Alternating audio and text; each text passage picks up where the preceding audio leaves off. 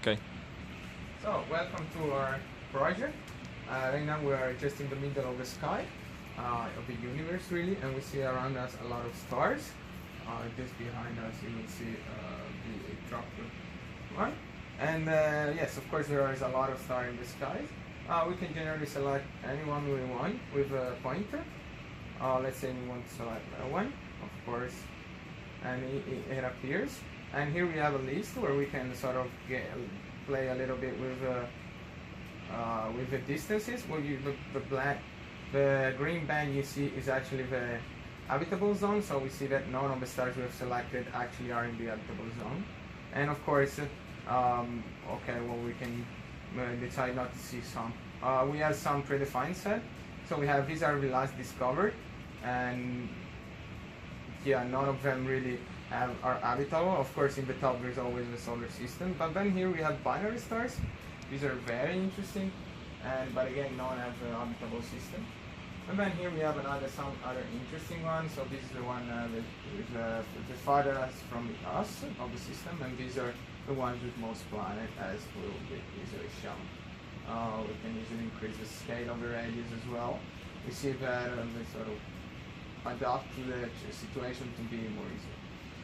But going back to the farthest, and to the list. Okay, it's very interesting to see them in 3D.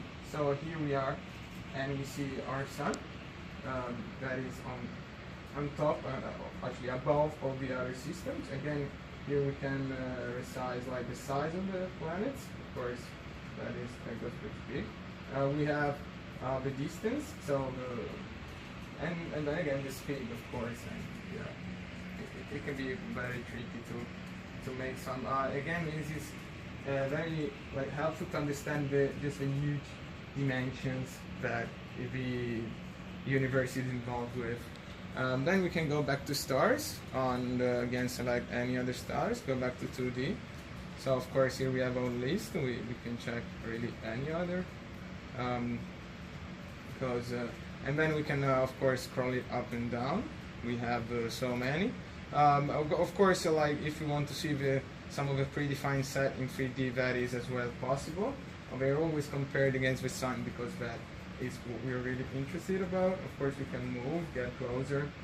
There's a lot of stuff here. Is TRAPPIST, which is one of the ones with the most planet.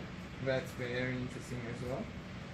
Again, here you can see button save. This saves the settings for the 2D, so we can save them, and next time we will open, we'll have again this set of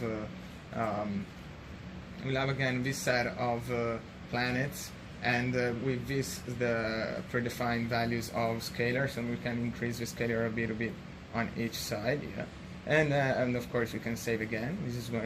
This is how we're gonna see our 2D screen next time. But if we want to clean it up, we can just press reset, and then there's nothing else. This is of course reflected on the 3D view.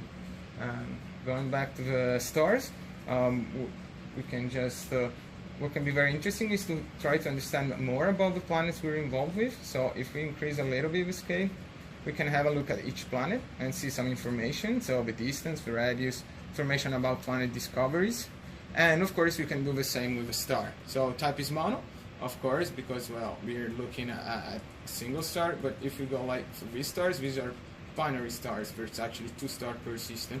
Oh yeah.